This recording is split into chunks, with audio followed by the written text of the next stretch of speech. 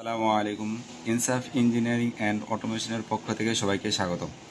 আজকে বিভিন্ন প্রকার রিলের পরিচিতি নিয়ে আলোচনা করব। আমরা মূলত প্রত্যেকটি রিলে নিয়ে এক একটা সার্কিট করব। আজকে মূলত দেখব যে প্রত্যেকটি রিলেটা কী টাইপের হয়ে থাকে। এটা একটি এসিডিসির রিলে,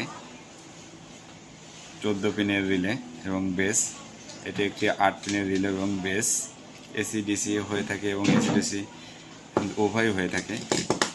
আর এটি হলো একটি এসএসআর, সলিড স্টেট রিলে। এটার 3 এবং 4 প্রান্ত ইনপুট হয় এবং লোড প্রান্ত হলো 1 এবং 2। আর এটি হলো টাইমার রিলে, টাইমার রিলের বেস। টাইমার রিলের ইন্টারনাল কানেকশন দেওয়া আছে। এটি অনেকের কাছে এই কানেকশনটি দুর্বোধ্য মনে হয়, তবে আমরা এই বেসের যে কানেকশন আছে এই অনুযায়ী আমরা একটা ড্রয়িং করেছি। ড্রয়িংটা আমরা দেখি। এখানে 1 2 3 4 5 6 7 8। আমরা এর পাওয়ারটা দিব এই টাইমার বেসের 2 এবং 7-এ। এখানে যদি আমরা পজিটিভ দিই, এর 7 প্রান্ত আমরা নেগেটিভ দেব।